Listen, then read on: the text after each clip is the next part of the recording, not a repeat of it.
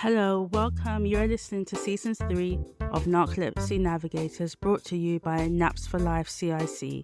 Narcolepsy Navigators is a podcast for raising awareness of these fascinating illnesses through a deep dive into the lives and individuals living with narcolepsy, idiopathic hypersomnia, and Klein-Levin syndrome. I'm Kerly, the founder of Naps for Life CIC, and welcome to our stories. Narcolepsy Navigators is excited to announce our new Patreon and merch store. You can choose to support us monthly via Patreon and receive bonus content from our advocacy and medical series, as well as a shout out on the show. Subscribing to our Patreon will allow you to have access to Narcolepsy Navigators Discord server, where you can chat with other navigators, find support, and ask questions to be featured in future bonus episodes. Higher tier supporters can also receive Patreon merch, or if a monthly subscription is not in your budget, you can check out even more merch on our website, www.napsforlife.com. Hi everyone, welcome to Narcolepsy Navigators. I'm Kerly, your host. I have narcolepsy type 1. And I'm Liz, your co-host, and I have narcolepsy type 1 as well. And today we have Fred from the US, and the topic for today is the US health system and coming to terms with disability. Welcome to her story. Fred, how was your week? It's been pretty good. I had some social events, so that was a little exhausting, but luckily I don't have a job anymore, so I have plenty of time to rest. That's nice. What have you been doing socially? I went to visit some friends for a board game night last night, and the night before met the parents of a person that I've been seeing lately. It was a lot of social interaction and driving around to different places. Nice. Can I ask, was the board game night anything to do with Dungeons and Dragons? Dragons and Dungeons? We didn't play Dungeons and Dragons, but we did talk about it because a lot of us have played it before. It was kind of a friend of a friend's gathering. My friend was there, and then it was their friends' friends. A lot of people that I didn't quite know yet, but we just played kind of some simple games. And Kerly, how was your week? Yeah, the week went quickly. My teacher was unwell, and for some strange reason, she didn't seem to want to have a sub. So we got to stay at home, which was nice. So I got to sleep in on the 2 days that I was supposed to be at college. She was sick both days. I wish her a speedy recovery. But it's the first time in my life where I've had a teacher be unwell. And she's like, oh no, stay at home. Don't come into school. Never have heard of this. So I enjoyed my sleeping in. So yeah. Yeah. You're like, oh, I'm sorry you're sick, but also happy days for me. Yeah. I think after COVID, a lot of people realized sometimes you just need a break, and it's okay if everybody else gets a break at the same time. Yeah. What about you, Liz? As Kerly will know, so my gran passed away earlier this week, kind of unexpectedly. And it's been very interesting seeing the effects of grief on my symptoms of narcolepsy. I've definitely noticed that I'm much more sleepy than usual. And I've even noticed some cataplexy coming back a bit, even though I take medication to manage that. So I've had a few knee drop moments, which I haven't had in so long. So yeah, it's been a sad week, a tiring week, but I went home to see my family. So that was really nice and just part of life, isn't it? No, we're sorry for your loss. Take your time to grieve. Grief is so different for every person. Yeah, thanks. I'm Kerly. not surprised that your cataplexy would be triggered by it. Yeah, it actually took me back to about 10 years ago when I was going through like a breakup with someone, and I got cataplexy really bad. Like I just felt really heavy all the time. Like I was always on the verge of getting cataplexy, and I forgot that grief does that for me. So yeah, it was interesting. Yeah. So Fred, could you introduce yourself to everybody? If you tell them your name, what state you're residing in, how old you are, if you feel comfortable with that, and what year you were diagnosed. I'm Fred. I'm from the US in North Carolina on the East Coast. I was diagnosed in about 2017 or 18, I believe. But I've been traveling all over. I'm from here, but I've spent the last decade living in a school bus RV conversion, traveling basically coast to coast, up and down thousands of miles each year. And I have a few pets that travel with me, a miniature goat and a couple of dogs. A goat. Wow. Yeah. I have so many questions already. There's a lot going on. Does the goat mind being in the RV?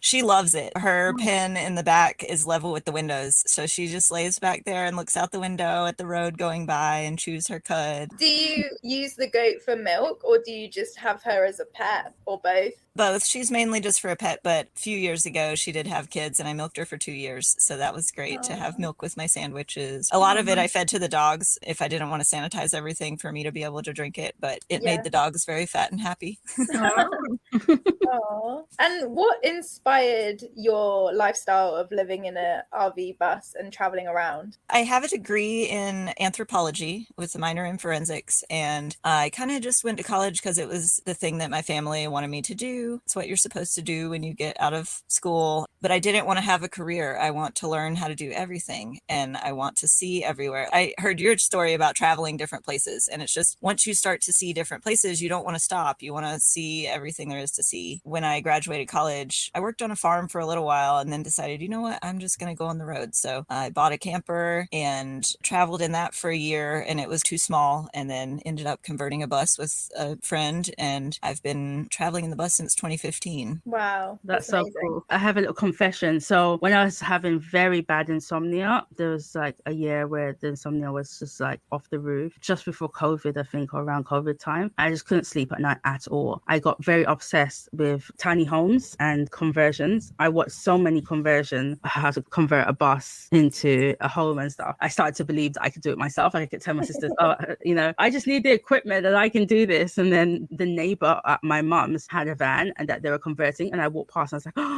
oh my gosh. And then I just started talking to him because I watched it like all the time, all night long. I knew all the lingo and everything. And he was like, oh my God, I can't believe you know all this. And I was like, yeah. When you've got a lot of time on your hands to learn, there's so much to learn. And that's how I learned, I didn't know how to do most of this. I just watched YouTube videos and rebuilt the bus engine. It had blown a gasket inside, rebuilt the engine and put in all the plumbing and the toilet and sink and air conditioner and electricity and everything, solar panels. So I love learning new things. That was one of the things I was going to talk about today is you feel like you can learn anything and you can do anything. And then you have to remember, wait, I'm tired all the time.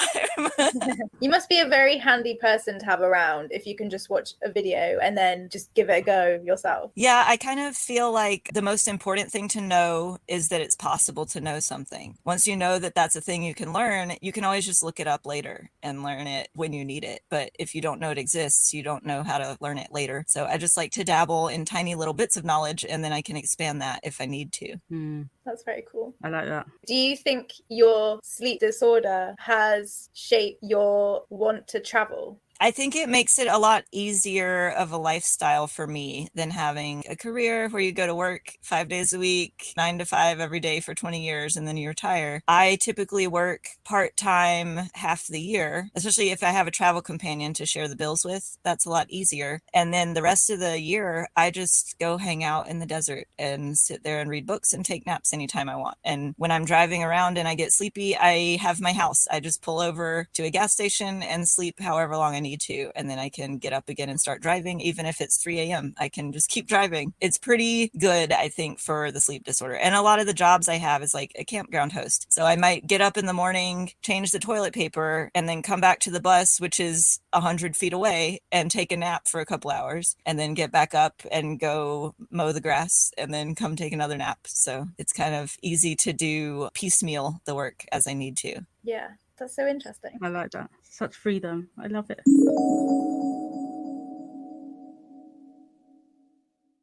So what was your initial reaction to receiving your diagnosis or your specific disability? I initially went to the sleep doctor, talked to him, had a sleep study, and then he came back with the diagnosis of narcolepsy, even though technically my sleep study didn't meet the qualifications. I think for the sleep latency, there's a cutoff of 8 minutes for the REM sleep latency, and I was at 9.5 minutes. So I don't know how he exactly managed to put the diagnosis of narcolepsy in, but he did. And at the time, time, it didn't quite feel like the right fit. Obviously, I'm sleepy all the time. Something's wrong, but there are certain things about the narcolepsy diagnosis that weren't quite right. Number one being, if I take a nap, it makes it worse. I don't feel better after I take a nap. I'll feel groggy and drunk, and it's hard to get back up from the nap, even if it takes 2 to 4 hours for the nap. He never mentioned the fact that idiopathic hypersomnia is a thing at all. He only talked about narcolepsy. So we kind of went with that for a few years. And then with my traveling, I never see the same doctor twice, pretty much. I might be in one spot for 6 months to a year. So I have to get everything done with one doctor within that time frame. And then if I'm lucky, I might be able to do a telehealth call or get them to send records to a new doctor. It wasn't until this past year that I was able to see another sleep doctor and do another sleep study. Well, she wasn't a sleep doctor, she's a neurologist, and mentioned idiopathic hypersomnia as an option. But my second sleep study ruled out narcolepsy based on the sleep structure. But then I also didn't quite qualify for idiopathic hypersomnia. I was off by 30 seconds on the diagnosis. So I technically don't have a diagnosis of either of those conditions. Well, I would say 30 seconds doesn't count as anything. What's 30 seconds? Right. Yeah. Well, especially because during the sleep study, I tried to explain this to the doctor. The nurse that was doing the study, hooking me up and everything, was listening to some very loud TV about an opposing political candidate that is kind of terrifying for everyone in this country.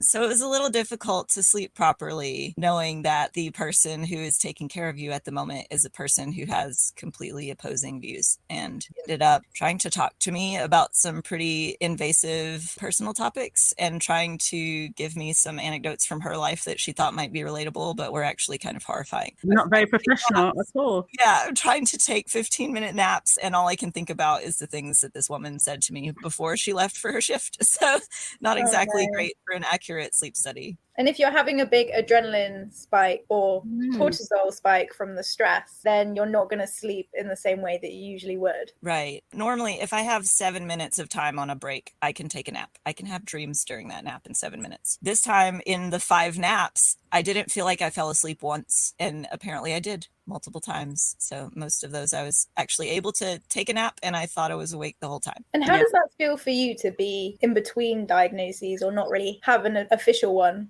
It's a lot of mixed feelings, because part of this that I was going to speak on is I have a dream of getting my pilot's license. And if you have IH or narcolepsy, you're disqualified medically from getting a pilot's license. It was something I was working on, just completed ground school, and I was learning to fly. My dad's a private pilot, and we have an airstrip here. So I've been flying my whole life. I just wanted to get the license, get the commercial license, and be able to be a tour pilot for national parks.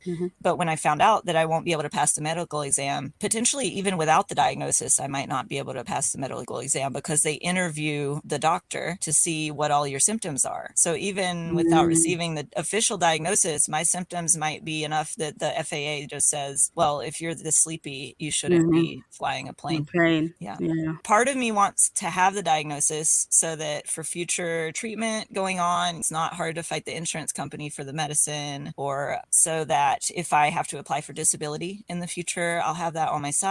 But then there's that other side of, well, there are things I want to do in life that having this diagnosis will prevent me from doing. Yeah, that's sad. Yeah. And does that mean that you can't access medication because you don't have an official diagnosis? Certain types of medications, Xyrem, for example, I think both of you were taking Xyrem. That's something I had been really interested in trying, because obviously if you can't think about anything but sleeping all the time, and someone says, here's this medicine, but it's really hard to get. And then they're like, well, if you had slept 30 seconds earlier, we could have given you this medicine that could change your life. The doctor was willing to try to help me get it initially, but said that even if I paid for it out of pocket without the insurance, the regulations in the US won't let you have it. There's one pharmacy in the entire country that can give it to you, and it's very tightly regulated. But then she ended up saying that based on my sleep architecture, I have good sleep efficiency. So there's a chance that the Xyrem wouldn't really have made a difference. You sleep quite well at night. It's just the fatigue in the daytime. Yeah. Currently it's managed okay. I'm on Wellbutrin, is an antidepressant, which is a stimulant. I'm not sure if the medicine names are different in different countries, but the generic name is bupropion, which it's interesting that antidepressants treat so many different types of. I'm also on Focalin, dexmethylphenidate, which is a ADHD stimulant. because I also have ADHD and depression. So between those two medications, I mostly have been able over the past year to not be sleepy constantly. I still get usually multiple times a day where I'm just like, I need to go lay down. Like I can't think about anything else, especially after I eat. It's been more managed the past year than it has been in my entire life. So that's been great. And I'm hoping it stays that way. It's a little scary knowing that this is a cyclical type of thing, the sleep disorders in general, and the medicine not working again eventually. So I'm hoping it keeps working as well as it is so far. That's good. I'm glad you're on something and that's working right now. That's really good. Because it's very difficult when you're on meds that are not working. That can be very challenging and frustrating. Yeah. So when I first was diagnosed with narcolepsy, they put me on modafinil and pramipexole. And pramipexole is for restless leg. My sleep study said I was waking up 40 times per hour without realizing my limb movements were waking me up. And I thought maybe I woke up about 20 times a night, but 40 times an hour is a lot. And obviously you'll be pretty sleep deprived during the day if you do that. So the pramipexole helped a lot with the leg movements, but it has a side effect of making you very impulsive. I got very hyperactive. It was a little bit scary because I'm normally a very calm and relaxed person. And I was just ultimate caffeine, just jittery, bouncing around, almost yelling at people, just being so excited. And then spending a lot of money is another side effect that it had that was pretty unpleasant because I don't have a lot of money. The modafinil was so intense of a stimulant that I could only take a quarter of one. If I took more than that, I would have anxiety attacks every time. So a quarter of one was not strong enough to actually keep me awake. I just had to stop taking that. That is amazing. It's amazing how each drug works differently in everyone's body. Yeah. Quarter of one. So like you're talking like 100 mils, a quarter of that. That's like 25. Right. What's too much for your body? Wow. That's amazing. And I found modafinil like a smartie. Like when I just started, I was on 100 mils. By the time I came off it, by the time it had ruined my stomach, I was on 800 mils. Wow. And it felt like I was taking smarties. And to imagine that 25 would make someone jittery, it's fascinating. Yeah, I was having pretty frequent debilitating anxiety attacks. It doesn't really look like anything to someone on the outside. I don't know if you've ever experienced them, but your brain is just racing thoughts. You can't breathe. You're kind of hyperventilating. Executive functioning stops working. Like I can't use my arms. I can't swallow water. And then it'll take 4 hours to recover from I'll just have to lay down in the dark and can't do anything. I'm glad that I haven't had trouble with that lately. Yeah. I just have a laundry list of medical things that kind of come and go, which is a little frightening when you're like, oh, I thought I fixed that one, and then it comes back later. But the pramipexole for the restless legs, I had to increase the dose because it wasn't working after a while. And then it started augmenting the problem, which can happen. It can make it worse. And so you either have to increase it again or stop taking it. And increasing it didn't help. It was still getting worse. So I had to stop taking it. And the restless leg syndrome was causing excruciating, it's not pain exactly, it's an uncomfortableness in your nerves in all of your skin. So it basically felt like I needed to remove my entire skin and put it in a different room. Something is crawling inside. Yeah, I have it. Yeah. I know. Yeah, and it's just like if anything touches you, it's too much. Like your clothes touching you is too much. I could be completely naked standing on the floor with my arms straight out, and the fact that the floor is touching my feet is just unacceptable. Wow. And that's a side effect of the medication. I think that was the restless leg syndrome itself. And then the medication made it worse. Yeah. Yeah. It's just the restless leg itself. What's frustrating is that with restless leg, which is something I'm really annoyed about, I had it in my 20s and we got rid of it because you just need your iron levels to be really high and then it goes away on its own. And now it's back and my iron levels are extremely low, so it's not going to go away. And what is acceptable for someone who doesn't have a sleeping disorder as an okay iron level, it's not okay if you have a sleeping disorder. It needs to be like double that. Right. Yeah. So if you go to the doctors and then they're like, oh, your iron levels are fine. No, it's fine for an average normal person who doesn't have a sleeping disorder. If you have your sleeping disorder, your iron levels has to be double that for it to be fine. Where did you hear that? Was that from one of your doctors? Yeah, it's a fact. Yeah. I know they tested my stored iron, and I was on an iron supplement before my first sleep study because they wanted to see if that was just the whole problem, and it didn't really make a difference. I get blood tests pretty regularly, so it's in a normal range, but I'll have to look into that to see what they say about, like, do I need to have it even higher? I just recently was doing some Googling and saw that low histamine in your spinal fluid is correlated with narcolepsy and IH, but not sleep apnea, which is interesting because taking an antihistamine makes restless leg syndrome really bad. And I used to take Benadryl every day because I was using a leaf blower and getting a lot of dust up my nose. And when I stopped taking the Benadryl every day, it helped my restless legs a lot. So I'm really interested in this tie between the low histamine and the sleep disorder, because having low histamine does make you sleepy. That's why Benadryl makes you feel sleepy. Oh my gosh. And I'm on a really high antihistamine for my skin condition. Mm-hmm. Oh my God, I never thought that.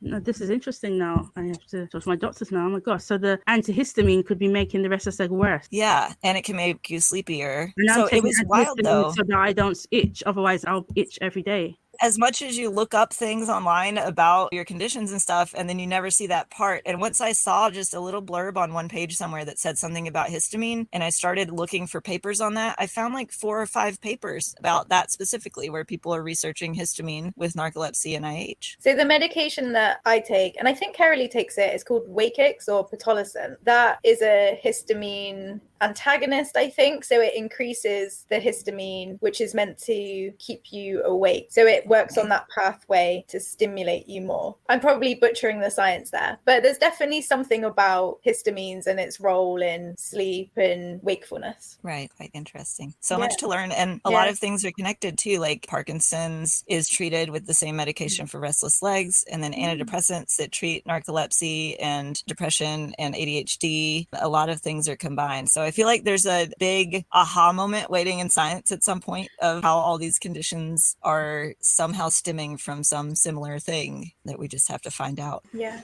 Before we change topic, so it says here, if your ferritin levels is 50 mcg or lower, then your restless leg will be bad. Is that iron levels? Yeah. Oh, so it has to be over 50.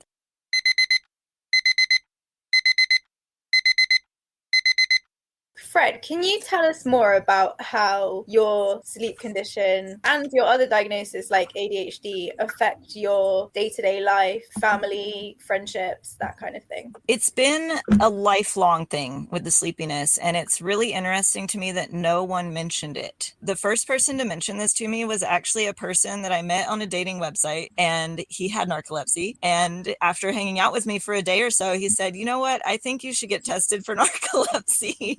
I knew I slept all the time. I knew that I was constantly having to say, "No, I can't do that. I'm too sleepy." Or I would be at a party asleep on a couch at a random person's house, or at the bus stop asleep, or sleeping on the bus, just everywhere. When I was a child, my grandma wrote in her diary when I was 3 years old that she had never seen a toddler that sleeps this much. So it's been happening forever, and no one mentioned it. I was sleeping on the bus on the way to school. I slept all day at school. I slept on the bus on the way home from school. I went to bed as soon as I got home, and they thought this was just normal for a child growing up. They need sleep, I guess. There's a lot of life that it's frustrating to miss out on when you're just confused. How does everyone do this? If everybody has to sleep this much, how did they have a life and a house and a job and kids, and they go to soccer practice and they go to all their clubs and everything? I just can't really figure out how that was happening. And now it's like, oh, okay, I understand a little bit more now. Yeah. And how do you think your family missed that? My family is a brush everything under the rug type family. When I ask my mom about my childhood, she goes, "Oh, you were normal. It was fine." I was most definitely not normal. I am so far from normal. And especially with all the ADHD things, they thought I was normal because I made good grades. Even though I was asleep all the time, I could still answer all the questions. I love to read. So that was one thing I could always stay awake for. There's almost a switch in my brain I can turn on and off. And it's the switch that's like, okay, you're awake now.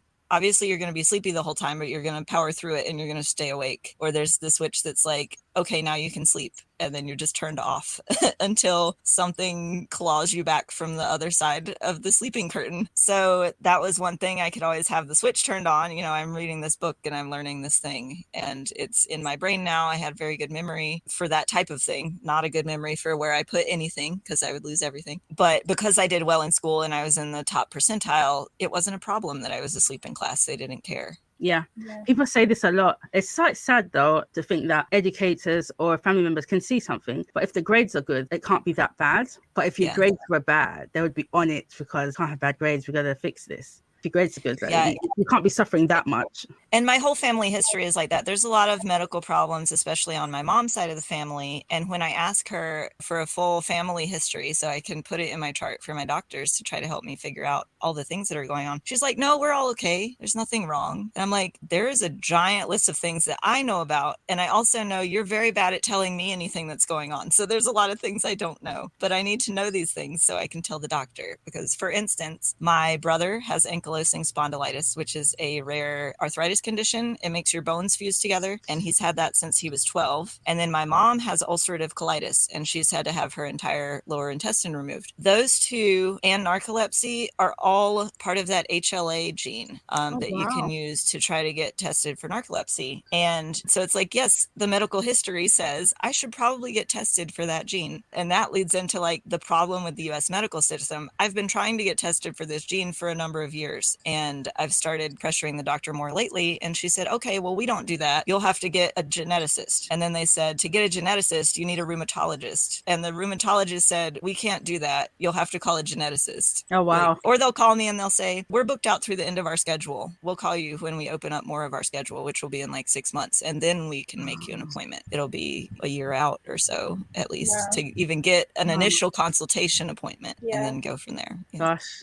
And so is that gene something that runs in families? And if you have that gene, you're more susceptible to getting conditions? With narcolepsy, I believe how it works is most people with narcolepsy have this gene, but also about 1 in 4 people in general have this gene. So it doesn't mean that you have narcolepsy, but if you have it, it's kind of like a clue towards your diagnosis is how I understand it. You're sort of predisposed to it. Right. One gene doesn't necessarily control one thing. And there's a lot of letters after that. It is HLA gene typing for DQB10602 is the specific one for narcolepsy. And I don't know what part of that gene is controlling things like ulcerative colitis and ankylosing spondylitis, but they're all kind of in that same area. And so why do you want to know whether you have that gene? Partially so I can be aware of possibilities for the future, especially the ulcerative colitis. My mom has been through a lot with that. And I actually started eating a gluten-free diet a few years ago, which has helped a lot with a ton of my symptoms of things like migraines and with the restless leg syndrome, the nerve sensitivity. And so I'm hoping also with GI issues that maybe I can head off some of the ulcerative colitis, which I realize it's not necessarily to do with gluten, but maybe if my intestines are not angry, then it won't get quite as bad as my mom has. So if I know whether or not I have this gene, I can know, okay, maybe I should get a colonoscopy earlier than 40. I should be getting set up with these doctors, getting them familiar with me and all my symptoms that are going on. So maybe they could detect something earlier.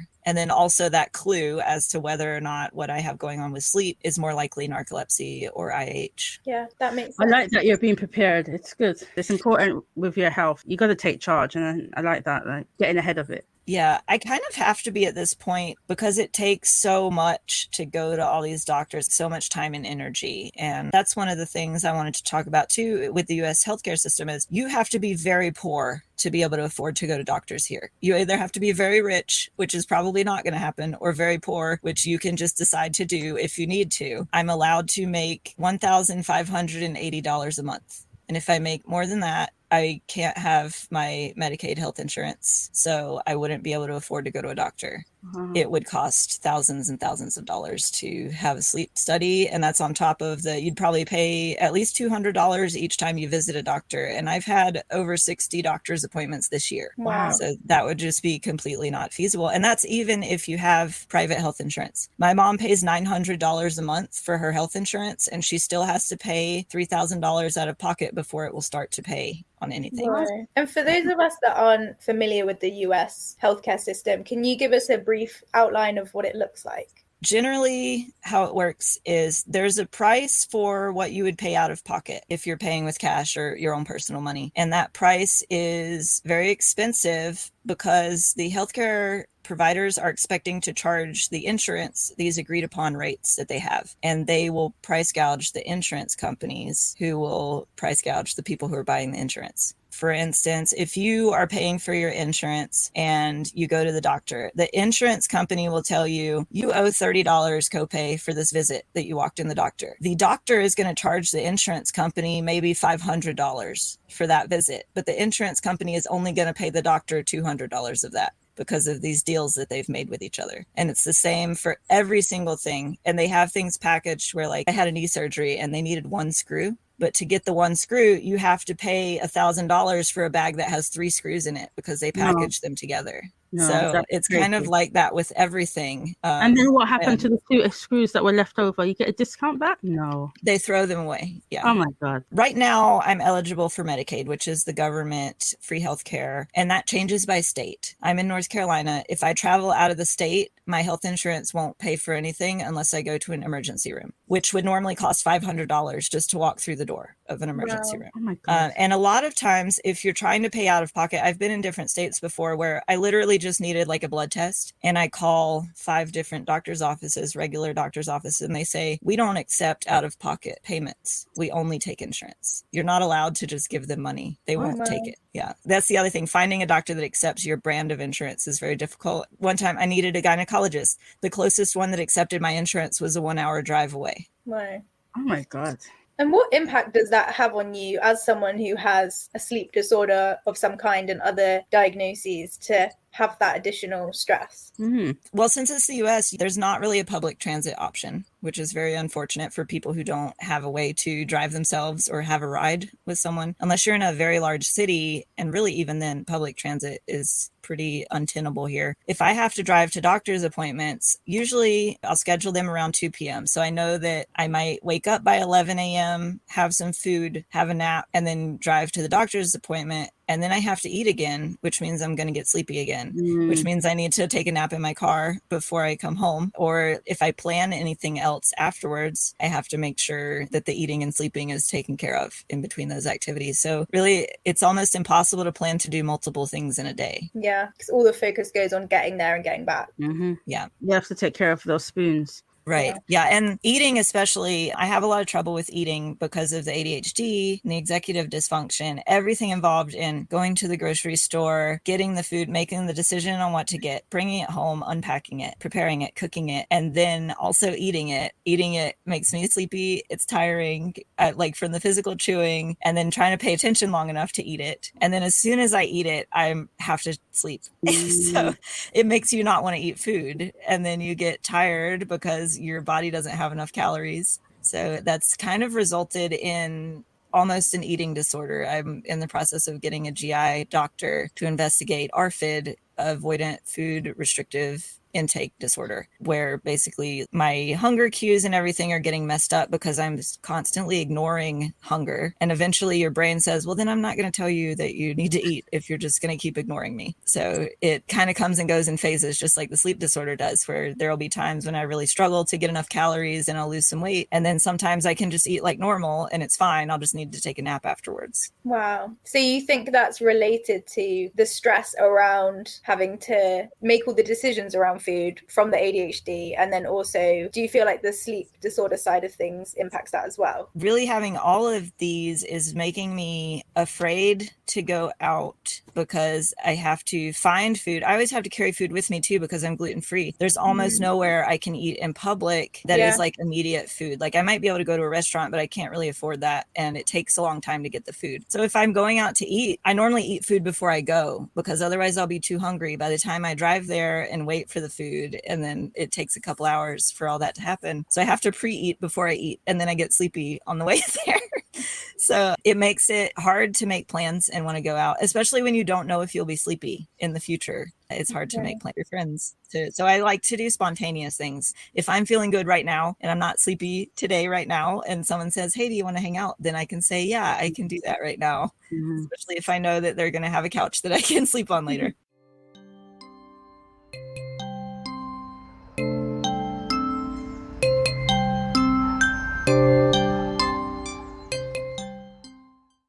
And what other strategies have you found helpful to manage all of these conditions together? Definitely the medication helps. The Wellbutrin and the Focalin have been game changers. And I was hesitant to do antidepressants for a long time. There's kind of, a stigma against them, especially here. The concept around depression in particular is, it's just a feeling. You'll get over it. Just go exercise or something. It's your fault that you're depressed because you're not doing enough. I took an antidepressant with one of my other sleep doctors. It was Effexor, but it started giving me suicidal thoughts. So I recognized that immediately because I'd never had those thoughts before and stopped taking it. So I was really hesitant to try another one. But this one, it was immediate within the week that it was making a huge difference because it's a stimulant. And then I was able to feel like I can be awake and do things instead of just laying in bed all day, looking out the window, wishing I was not sleepy, that I could stand up and go outside. That's a big difference. Yeah. Having the medication and not just the one track thought of, I'm so sleepy, I just want to go take a nap. And that's all you can think about. Now I can have other thoughts. And especially with the ADHD, that was like turning a radio channel that has 15 channels playing at once. And then you turn the dial and now it's one channel. And it actually ended up making me sleepier at first,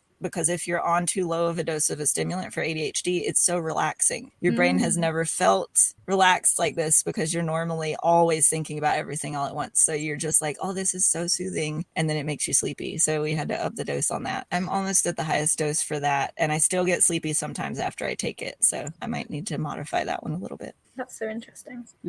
Mostly making sure also that I can take a nap somewhere. Yeah. I imagine managing all of that can take its toll and feel quite difficult at times. And I'm wondering how you manage that mentally and get yourself through those hard times. I've been doing therapy every week for the last year. That's very helpful. A lot of times I talk to my therapist about fears related to becoming disabled, not being able to do things. I tried to learn coding. I was taking a coding course, but between my vision, I have some vision issues too, and then the ADHD, it was just not going to work because I wanted a job I could do remotely, that I could do even if my body wasn't cooperating with me, and that I could kind of do at my own pace. And that just wasn't working out. So it's been kind of hard. Okay, what am I going to do as a job? What can I do that my body's not just going to say, well, you can't actually do that? That's kind of what happened last time. I was working a farm job and it just became too physically demanding. I have joint problems and I have muscle problems, and I just wasn't able to do that anymore. So it's disheartening thinking I thought I could do anything. I thought I could learn how to do anything. I used to do all these things. Even when I was sleepy, I could do them. And now I just can't. So being nice to myself and not pushing myself, like not being too stubborn and saying, even if I take a nap, it's okay. It's fine. I'm alive. You have to celebrate the small little victories. I have a little app where I keep track of when I wake up and go to sleep and take naps and stuff. And it'll ask you about your feelings and you can write little notes. And one time I woke up at 7 a.m. and got up and did things all day, 2 days in a row. I've never in my entire life gotten up when I didn't have to get up. And I'm 33 now. So it was like a huge accomplishment. I was like, oh, I'll do this every day. Of course that didn't happen. But it was just felt really good. And it seems like a silly accomplishment to wake up at 7 a.m. and start your day. But that was an astronomically huge, happy event in my life. So just making sure to stop and celebrate those things. Can I ask, what's the name of the app so other people can get it? It's called Daylio, Daylio. I think I use it a little differently than it was intended, but I have different categories for like woke up, got up, because those are different things. Oh, yes. Had a nap, went to bed, feeling happy or fuzzy or sad or different things. And you can track your exercise and what you did that day and if you worked and what you ate, and you can add pictures. Celebrating the small things is so important as well, especially when you do have a condition that can make life feel quite hard sometimes.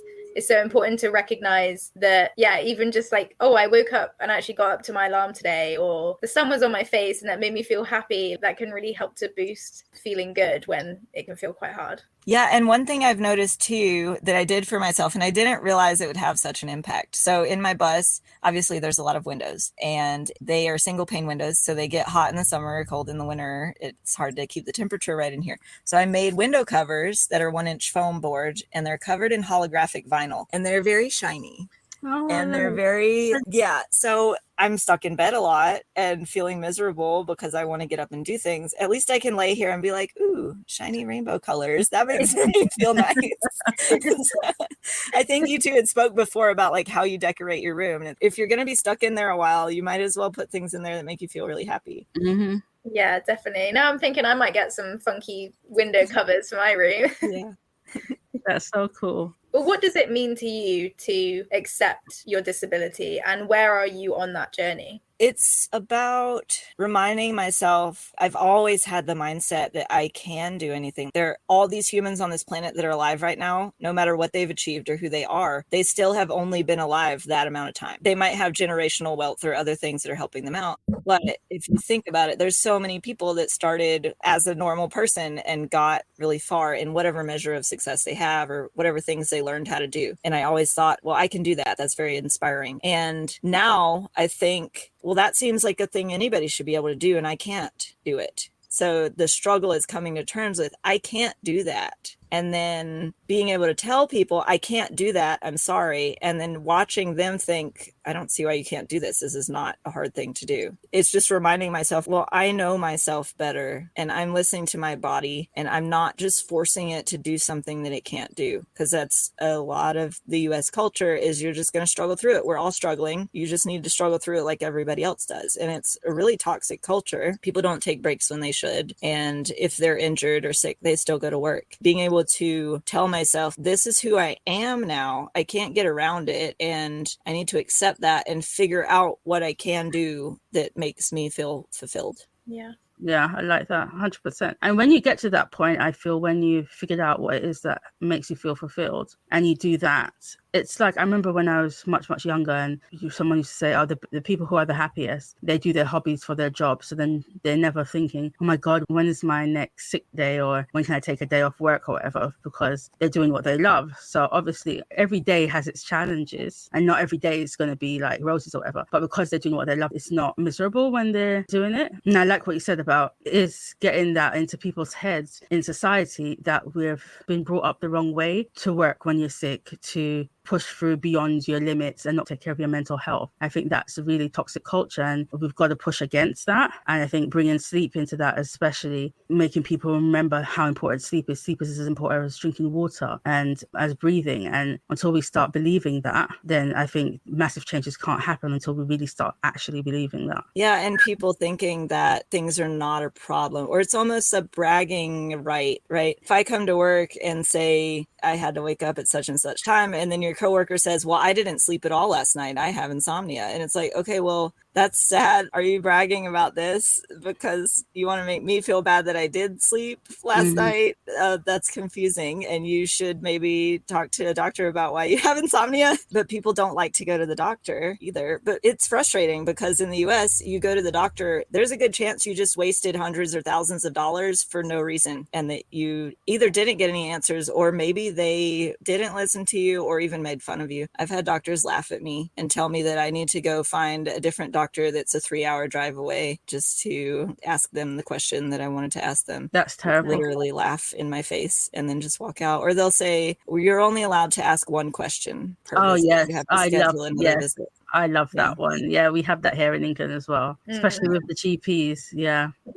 One problem per appointment. Yeah, one problem per appointment. I don't know what they want me to do. Book the whole week. Right. Yeah. I keep saying to them, look, I just go with my list. Yeah. When I actually get to see them in person, I go with my list and I said, look, we can do this 2 ways. Either I ring every day and try to book an appointment every day, or we can just spend 20 minutes and flush this all out. And then you don't have to see me for months, which is easier. A lot of things are related. So if you're only talking about one thing and you have a different doctor for everything, and those doctors don't talk to each other and they don't see your charts from the other doctors, there are things that are missing that could provide answers to what you're dealing with. And they only just want to treat each individual symptom. Then they can't find the connective thing. Yeah. I wrote out a Google Doc, my health history. So I went from age 0 and I did every single year, everything I can remember. And I think at this point it's 7 or 8 pages long, single spaced. And it's not even repeating the things that stayed the same over the years for each year. It's just all the new things. And the doctors won't look at it. I say, hey, can I send this to you? And they're like, we don't have a way to receive that file and put it in the system. And if I print it out and hand it to them, they won't look at it. I wrote down a list of when I tracked in that Dailyo app for 3 months, my entire sleeping, how much I was sleeping in the night and in the day. And I wrote out a whole chart. Okay, idiopathic hypersomnia says 10 plus hours a day, right? So here's the category of 10 to 14 hours. Here's 14 to 16 hours. And then here's less than 8 hours. And how many days of a month am I sleeping this much? And I handed the paper to the doctor and she didn't even glance at it. I spent an hour writing this out and it didn't matter. And they just take what you say and what you think is wrong with you and what you want them to do about it. And if they're a good doctor, in quotes, they'll do what you want them to do. Because if they don't do what you want them to do, you don't want to come back to them as a doctor. But they don't really offer any options for what they think might be going on. They don't really investigate any further. They're just like, oh, your neck hurts? Here's some muscle relaxers. Not, well, what kind of job do you do? Do you strain it this direction? It's just, what do you want? I'll just give it to you. Yeah, here's a pill. That must be so frustrating when you're paying for it as well. Because I feel like here in the UK, I love the NHS. I work in the NHS, but it is struggling. And there are lots of things about it that aren't good because it's just so underfunded. But at least it's free for us. So when it's not going well, you just think, well, at least I'm not paying for it. But you guys are actually putting money into it from your own pocket. So it must feel extra painful when it's not going well at all. Right. Especially because a lot of times people have to take time off work. So they're not getting paid and they're going to the doctor. They're driving really far, especially to find a good doctor that's a specialist. There are so many bad ones. My mom had a piece of paper from her doctor the other day that he sent her home with, and it had lists of things that she should do to help with her gut issues. And a lot of them were like, meditate. And I'm like, how is this doctor? You've had your large intestine removed and this doctor's telling you to meditate. And then the back has a recipe for an immortality smoothie that has a bunch of things that you're not supposed to eat in it. So, like, why are you going to this doctor? A kid I used to babysit had a plantar wart on his foot, and his doctor told him to cut a potato in half and duct tape it to his foot and then bury the other half of the potato and have a funeral for it, and his wart would go away. This is a real doctor in North Carolina telling a child to do this. No. Yeah. Oh my God, what is going on? Right. It's very bad. Oh my God. Yeah, speechless, Liz. Speechless. It's just tragic. Yeah. And when you walk into the doctor, there's a little pad there. It's like an electronic pad, and you can't see, you sign your signature into it. And they'll say, okay, I need 3 signatures from you. This one's a HIPAA policy, which is a privacy policy, and you sign it. They don't let you read the policy. And then they say, this is consent to treatment, and you sign that. And then they say, this is financial responsibility. So you're signing papers that you're not reading. They're not showing them to you. You're signing every single time you walk through the door. You have to sign multiple signatures saying that you're financially responsible for everything they do. And when they do things, they don't give you a price of how much it will cost. If you ask them, you have to spend hours on the phone and have very specific numbers for each procedure or each medicine or each anything they do. And then they can give you a number that might be the number of how much it will cost, but it could be off by hundreds of dollars. I had a surgery and they accidentally charged me the $17,000 twice because they weren't paying attention. So I had to catch that and tell them, like, hey, no, you need to look at this. I am not paying for surgery twice. Oh my gosh.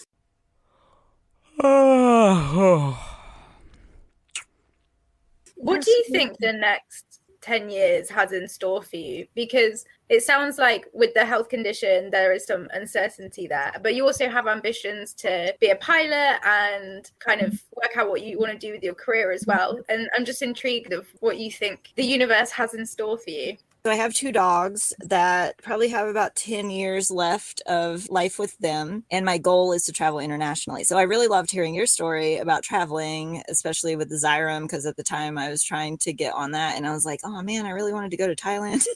And that was a little intimidating to hear that, like, there's a lot of places I might not be able to go if I was on that medication. And luckily it kind of went a different way. But the hope is to find a traveling companion. And it's not right to put that on someone else, but everyone needs community and support. Mm-hmm. And community is one thing that I lack when I'm traveling because I'm never in the same place with the same people. So I have to have relationships with people remotely, often keep in touch with friends. And so I'm hoping that I'll be able to manufacture my life in such a way that maybe my financial situation is like a remote job, because I'm really good at talking on the phone. I could do some sort of customer service. I don't mind customer service. I'd really rather do something to like help people. Like you were saying, you're in the health service stuff, doing some sort of casework. It's just with ADHD too, there's 10 million things I want to do, and I want to learn how to do all of them. Hopefully I can find something that will let me be able to travel internationally, because ultimately I'm not too concerned about having a career or having money. I just want to be able to exist and go places. And it's a pretty low bar for me. As long as my health is in such a way that I can make enough money to buy a plane ticket and get on a plane and go somewhere, then I'll be pretty happy with how things are going. Yeah, I wouldn't say that's a low bar. Someone recently said to me that So they came in my house as a friend of my sister. I was saying with narcolepsy that keeping the house tidy and whatever is sometimes can be a struggle. And recently I had to put my cleaner on hold because of a trip coming up. So I needed to save that money. So I wasn't able to have her for a while. The place is clean. It just looks cluttered. So I was saying to the person, oh, sorry about the mess, or about the clutter and stuff. And then she says to me, her grandma always says, when you die, what are people going to remember? The clutter in your house or your legacy? What did you leave behind? The people that you helped, the places that you visited, your memories. That's what they're going to remember, not the fact that your house is cluttered. Who cares? Unless they have to be the ones to tidy it out, and then they might mind how cluttered the house is. Yeah. So that was nice because I love that. It's about the memories that you're going to make with your dog and whoever is your travel companion. I think that is amazing. And the way that you're living now, trust me, I have wanted to live that way many a time. I can't drive, so that's the problem. Because if I could drive, oh boy, I wouldn't be in this house. I would be all over. Yeah, see, then you need to find a travel companion who likes to drive. And it's just a balance with any relationship you have with people. I don't like thinking of transactional relationships. I have a lot of critiques of the capitalistic way that people are taught to behave in our society and just seeing each other as transactional. But there's always that balance of, I like to wash the dishes and hate drying the dishes, but this person likes to dry the dishes and hates washing the dishes. So if you do it together, it's easier. So maybe there's some kind of balance you can find that would allow you to travel. Yeah, that would be great. Yeah. I love the way that you live, Fred, and the way that you view it, as in you're not that fussed about money. You're not that fussed about having some grand career. You just want to be able to make money to live on and then have your travels and live your life. And I think that's a really refreshing thing to think about, because we all feel so much pressure to build a career and be on this roundabout forever and ever. But actually, it's nice to know that even with a sleep disorder, these options are available to us. Nice to see a different way of living. One thing I did want to ask is, and you've touched on it a little bit, how do you manage the long distance driving with your sleep condition? One interesting thing about my sleep condition is that I'm so used to being sleepy that I'm very used to pushing through being sleepy, because I didn't know I had another option for the first 27 years. So I was always driving very sleepy, which is not safe. And now that I understand that it's not normal to be that sleepy, I'm much more likely to just be like, oh, I'm sleepy, I'm going to pull over and take a nap, especially when my bed is in my vehicle that I'm driving. But there are times when I just won't be sleepy. Like I drove 20 hours from Arizona to Tennessee because I started driving, and then we needed to drive overnight. This was during COVID. And of course, this is the US for you. We saw on the news that in Texas, the civilians at the border were armed with assault rifles because they didn't want people entering Texas to spread COVID. And they were stopping people on the interstate driving through. So I was trying to get from California back home to North Carolina to help my family in case someone got sick, and decided to drive through Texas at night so we'd have less of a chance of getting stopped. I left Arizona in the daytime, drove through Texas at night. By the time we got to Oklahoma, it was daylight again, and I got my second wind. I was like, I'll just keep driving till I'm tired, and I didn't get tired until 11 p.m. So that was 20 hours. I think I took a 2-hour nap and let my co-pilot drive during the middle of that. But it's just sometimes I can just go forever without needing to sleep because I'm used to being sleepy. And then sometimes I just will sleep for 20 hours. I've found that I am less sleepy if I have less sleep, because sleep makes me sleepy. So sometimes if I only sleep for about 4 hours a night, I'll be more energetic all day. And I can do that for a couple weeks until it burns me out completely. It's very unhealthy to do. And then I will need to sleep 20 hours a day for a month to make up for it. So it's not a good thing to do, but it's very strange when the only times you've felt very awake in your life are when you're severely sleep deprived. Yeah, right. That's so interesting. Every week I go stay at my best friend's house for a sleepover on Sunday nights. So I normally get to her house around 7 or 8 o'clock in the evening. Normally around 4 o'clock, I will try to take a nap, and I'll set an alarm for 40 minutes because that's how long you're supposed to take a nap for, 20 to 40 minutes. I'll snooze the alarm until it's been 2 hours later. And then at that point, I might message someone. More realistic. Yeah. So at that point, I'll either be like, okay, I have to get up. And then maybe in half an hour, I'll manage to get up, but I'm sleep drunk and the sleep inertia is so bad. Or I'll end up texting someone like, I'm sorry, I can't. And then I'll just go to sleep for 12 more hours. But with the sleep inertia, it was getting really, really bad where I would come in from work at the campground about 4 p.m. and I would sit down on my bed, full clothes on, shoes on, and I would drift off sitting up. And it would be about 7 p.m., 8 p.m. I need to eat food. My roommate would sit food on me, like right under my nose. It's already hot and cut up, and I would manage to wake up enough to swallow it and then fall asleep with the plate on me. And then every 5 minutes, I'm trying to sit up and wake up and sit up, and then I just fall back down. And then I might manage to sit halfway up and I fall back down. And I'm doing this for like 3 hours, trying to wake up every 5 minutes. And it'll be 10 p.m. and I'm supposed to feed my dogs and take them out. And my roommate's trying to wake me up over and over and over. And I can't. And he'll just say, okay, fine, I'll do it. And this happened every night for months. I mean, it's hours of struggling to be awake and thinking, okay, I finally am up. And then I just fall back down. And it'll be like my muscles don't work and I just can't keep my eyes open. So if I know that I have to do something, I have to not let myself take a nap no matter how sleepy I am, because it'll make it worse. Yeah. Yeah. You had mentioned about your cataplexy. That's one of the confusing things about my diagnosis, because cataplexy is a narcolepsy thing. It's not associated with IH. And I don't quite know if I have cataplexy, because if I do, it's like you were talking about, it might be just my face. Like when I laugh, I drool. And if I laugh a lot, my muscles kind of start to twitch. They're not quite working right. And then after certain arousing activities, let's say all my arms and legs will be like I took a muscle relaxer, like I can't use them, I can't get up. But it's not necessarily every time I have an emotion. It's not super dramatic generally. It's just occasionally with the sleep drunkenness and stuff, it'll be more dramatic. And then normally sleep drunkenness and sleep inertia is not associated with narcolepsy. So it's kind of confusing when I have a lot of symptoms from one and a lot of symptoms from the other, but then they don't quite match up all the way. Because I also get sleep paralysis and the hallucinations, but mine are hypnopompic instead of hypnagogic. So I get the hallucinations while I'm waking up, and they'll be violent. Like you've talked about, I'll have someone shooting me in the face or stabbing me in the chest, or the house is on fire, or different things like that. It's all very intense. And those are symptoms that you see written down on paper. You see hallucinations and it's just that word. And I've experienced it my whole life. And it wasn't until literally I started listening to your podcast and I thought about it and I was like, oh, all those were hallucinations too that I had when I was a child. I just thought they were normal. Like, you know, everybody sees a scary floating face in the corner when they wake up. That's what kids do, right? They have nightmares. It's normal. Gosh, I wish you luck with getting to the bottom of what exactly you are experiencing in terms of the sleep disorders, maybe plural. A lot of people who have IH have narcolepsy type 2 also. And we're talking to someone recently who was saying how that even some doctors are thinking there is a 3. So I think there is a crossover. There might be very much a crossover in your case, because you do have things that are very IH specific. And then you have some things that are very narcolepsy as well. I know someone who has both. What it comes down to is it doesn't matter if you have a diagnosis.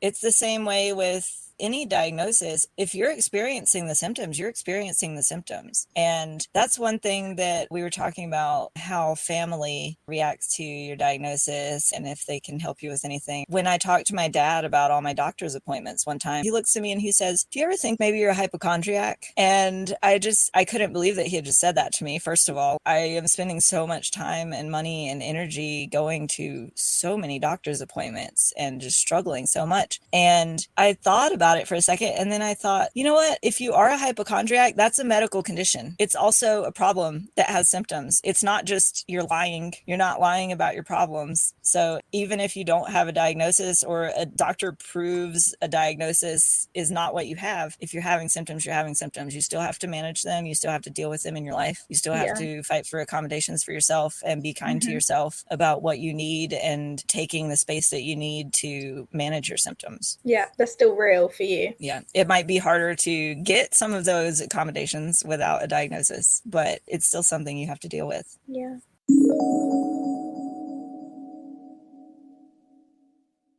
If you could press a red button and never have experienced any type of sleep disorder, would you press it and why? Absolutely. I would press it. It's fascinating to me, all the episodes I've listened to where people are like, no, I guess I wouldn't. I'm like, no, I definitely would. There's so much of my life I've been upset about missing out on because I'm just unconscious. And even if I'm not all the way asleep and you can still hear people, because you can still be resting and it's slightly helpful, even if you don't manage to fall asleep during your rest. And you can kind of hear people like, I don't know, like she's just been over there for a while and like we're trying to do this thing and we can't get her to wake up, and that's hard to hear. And it's hard to know that, yeah, I would like to be out doing whatever event it is that you guys are having fun doing, and instead I'm stuck here in bed. So yes, absolutely, I would love to press that button.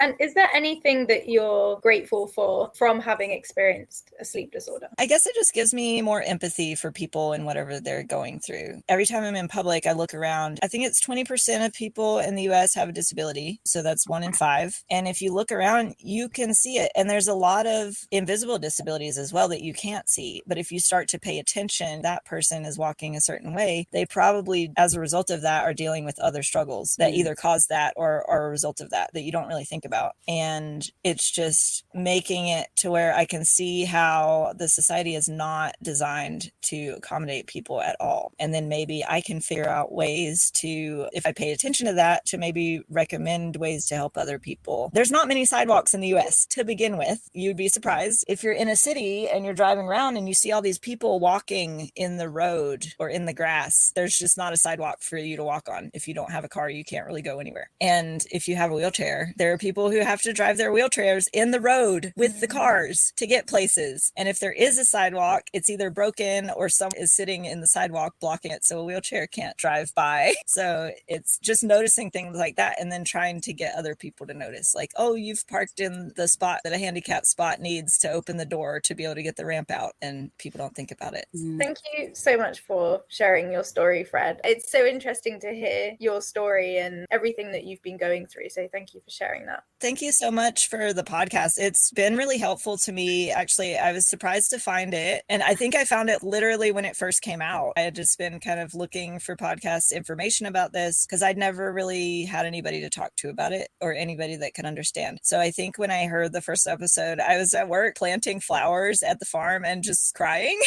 because I was just like, oh my gosh, these people understand. And then every episode I listened to, it started bringing to light more of the things about myself that like I knew was a symptom, but I didn't really think about it that much, especially the hallucinations. That was a big revelation for me, that they're that intense for other people and how much it can actually affect you throughout your day. If you experienced one in the morning and then it just really sticks with you throughout the day and you just have that feeling. But it's just really important to hear other people's experiences. So that's really what inspired me to reach out and say, hey, I'd love to talk to you. Oh, I'm glad you did. Yeah, I'm glad you did too. It's been very refreshing, and yeah, I've really enjoyed speaking to you. All right, so we usually like to end with happy napping, everyone.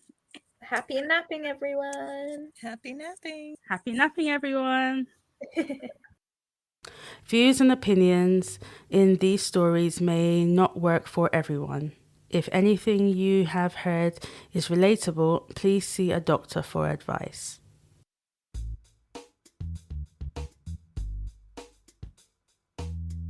Narcolepsy Navigators is produced by a team of volunteers working for the Naps for Life CIC, which is a non-profit group dedicated to improving the lives of people with sleep disorders through community action. You can help grow our podcast and join our sleep disorder support group by visiting the website www.napsforlife.com. If you or someone you know has a sleep disorder and would like to share your story on Narcolepsy Navigators, please email us at narcolepsynavigators@gmail.com. You can also support us by donating at the website. Happy napping, everyone.